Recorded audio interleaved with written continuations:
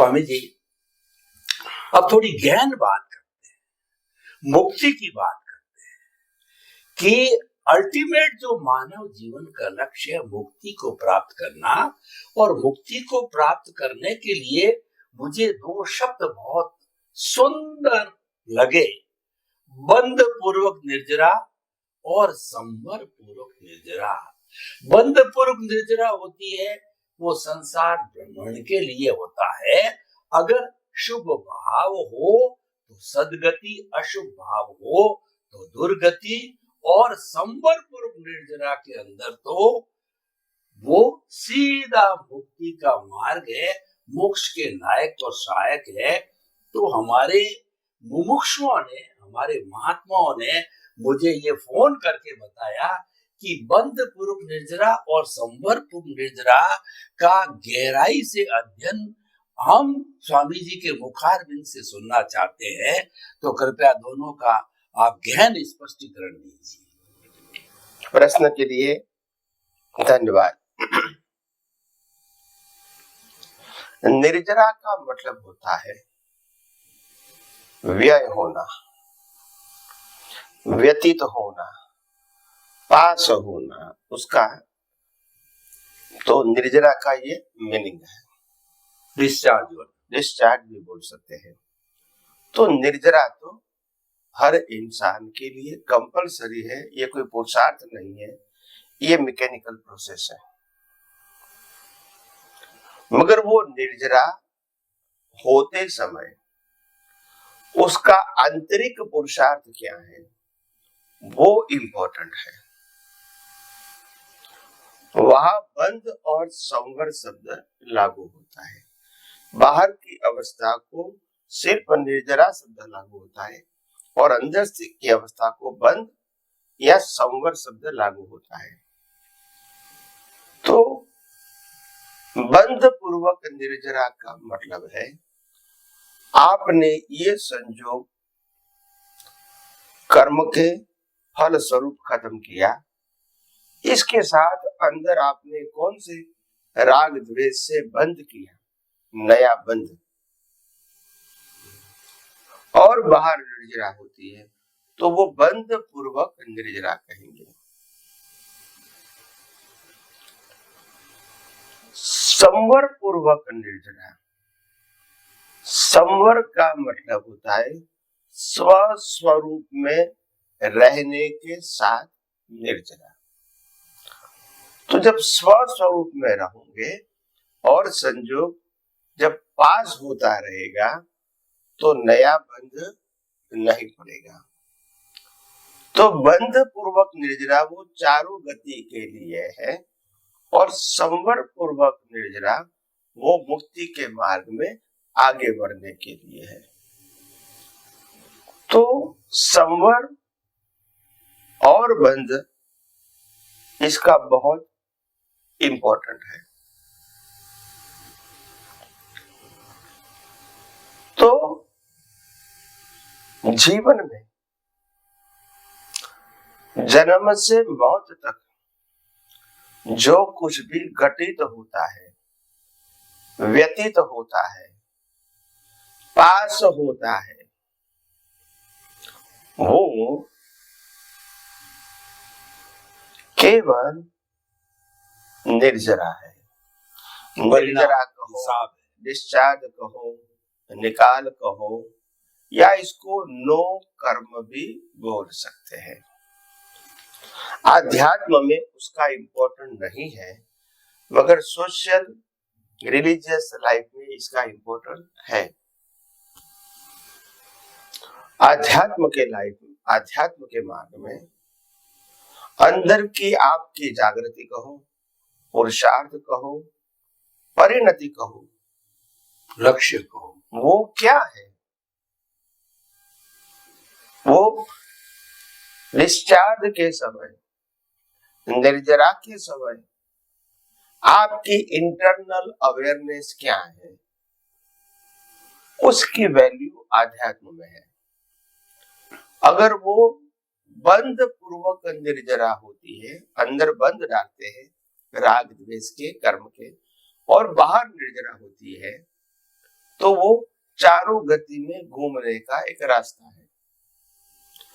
और अगर अंदर स्व स्वरूप में रहकर स्थित और स्थिर रहता है तो भी निर्जरा होती है, वो संवर पूर्वक निर्जरा है, वो मुक्ति के लिए हेल्पफुल है। तो हमको हमारा ज्ञान दर्शन क्या है उसी के मुताबिक जागृति रहेगी। तो बात वेरी सिंपल है कि बंध और संवर वो ज्ञान दर्शन का विषय है और निर्जरा वो प्रकृति का और उदय कर्म का विषय है। ये दोनों हमको ठीक तरह बराबर अपने विजन में ये दोनों का अंतर समझ के साथ, दृष्टि के साथ फिट करना है। अगर गोल गोल करोगे तो कुछ भी समझ में नहीं आएगा कि पुरुषार्थ क्या है और परिणाम क्या है। तो जैसे जैसे आगे बात करते रहेंगे वैसे वैसे विज्ञान की और भी बातें आध्यात्म के मार्ग की होती रहेगी। स्वामी जी आपका बहुत बहुत धन्यवाद। आपने बंध, संवर और निर्जरा तीनों की व्याख्या की कि निर्जरा तो निकाल है, परिणाम है, कर्मों का झड़ना है और विलग होना है, अलग होना है, डिसोसिएशन होना है, ये सारी निर्जरा है। लेकिन मुख्य बात बंध और संवर है, अपने स्वरूप की अनुभूति करना, अपने स्वरूप में रहना, अपने स्वरूप का स्पर्श करना, अपने स्वरूप की बातचीत करना, ये सारा संवर है।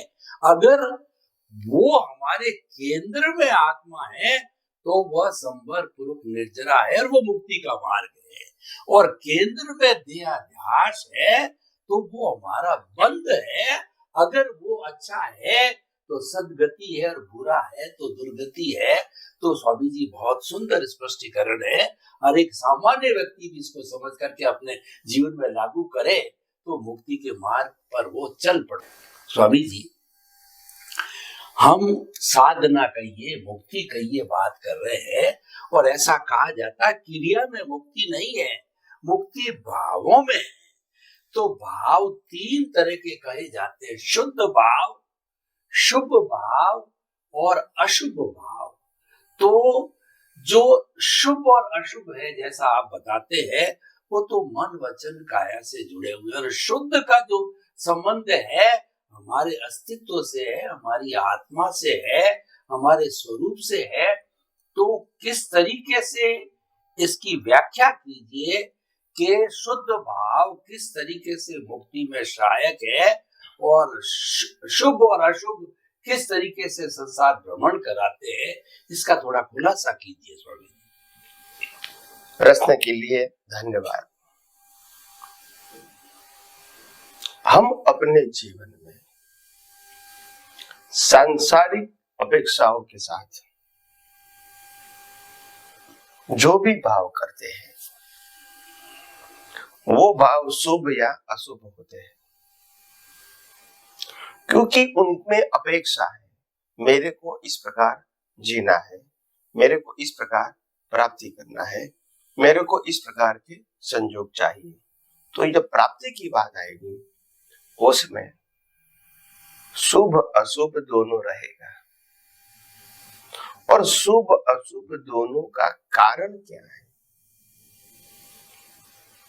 इसमें पहला कारण है कि आपको अच्छा बनना है, अच्छे संयोग चाहिए, अच्छी प्राप्ति चाहिए, अच्छे व्यक्ति चाहिए, ये आप भाव करते हैं। मगर आपका जितना पुण्य का बैलेंस होगा उतना ही आपको मिलेगा, और जहां बैलेंस नहीं होगा तो आपकी इच्छा पूर्ति नहीं होगी। इसको आप पाप भी बोल सकते हैं, पुण्य नहीं है तो पाप है। मगर इच्छा पूर्ति होना और नहीं होना वो आज हमारे हाथ में नहीं है। क्योंकि जीवन ही परिणाम है। मगर कोई भी अवस्था में सम्यक ज्ञान और सम्यक दर्शन की प्राप्ति से आप स्व स्वरूप में कभी भी कहीं भी कोई भी अवस्था में रह सकते हैं। वो पुरुषार्थ अवस्थाओं से पर है। इसमें अवस्था की वैल्यू ही 0 है हमारे लिए, क्योंकि कुदरती रचना है और हमारे लिए सिर्फ आत्मा की ही वैल्यू है, क्योंकि वो हम खुद है, कुदरती रचना नहीं है। तो जब हम अपने में रहते हैं इसको शुद्ध भाव कहेंगे, और जब हम अपने में नहीं रहेंगे और इंद्रियों के माध्यम से जो कुछ भी दिखता है, अनुभव में आता है, प्राप्त होता है, ये सब शुभ और अशुभ की अवस्थाएं हैं। और वो शुभ और अशुभ अवस्था वो शुभ अशुभ भाव का फल है। शुद्ध में तो प्राप्ति होती नहीं है, अनुभूति होती है। शुभाशुभ में प्राप्ति भी होती है और प्राप्ति का एंड भी होता है। शुद्ध में प्राप्ति नहीं, अनुभूति है, और जिसकी अनुभूति होती है वो परमानेंट है, इसलिए आने जाने का सब्जेक्ट नहीं रहेगा। तो इसीलिए हमने 3 बातों के ऊपर विवरण किया, शुभ अशुभ और शुद्ध, जो मूलतः हमारा प्रश्न था। और ये प्रश्न इतना सरल और सहज है कि आम आदमी इसको अगर एक्शन के रूप में समझना चाहेंगे तो तकलीफ होगी, और इसीलिए उसको ज्ञान दर्शन के रूप में समझना है, ताकि आप पुरुषार्थ में उसको हेल्प करें। परिणाम जो है वो तो मैकेनिकल है, मगर पुरुषार्थ मैकेनिकल नहीं है। तो शुभ अशुभ जो भाव है वो हम जागृति से करें ताकि अशुभ भाव न हो जाए, और इससे भी आगे जाना है तो शुद्ध भाव में रहे, यानी अपने स्वस्वरूप में रहे। समझना जरूरी है, बाद में पुरुषार्थ के रूप में आप उपयोग करोगे तो अनुभव भी होगा। तो आइए हम सब आध्यात्म विज्ञान में और सारी बातें आगे आगे करें। स्वामी जी आपका बहुत बहुत धन्यवाद। बड़ी सरल भाषा में कहें, जहाँ प्राप्ति की बात है वहाँ शुभ और अशुभ है, और जहाँ प्राप्ति नहीं है, प्राप्ति का खाना ही नहीं है, बिल्कुल काट दिया, कोई कामना नाम की चीज नहीं है, वह शुद्ध भाव है। और वो अनुभूति है, वो अपने स्वभाव में रमण करना है, अपना स्पर्श करना है, अपने आप में रहना है और स्वानुभूति करते करते आगे बढ़ना है। ये तो बिल्कुल अलग खाना हो गया, जिसके अंदर कोई कामना नहीं। परंतु इंसान गृहस्थी भी है, शरीर भी है, कामना जहाँ करता है वहां शुभ और अशुभ होता है। और तो शुभ और अशुभ तो जड़ से जुड़ गया, और शुद्ध है वो चेतन से जुड़ गया, तो दोनों के दायरे अलग अलग हैं।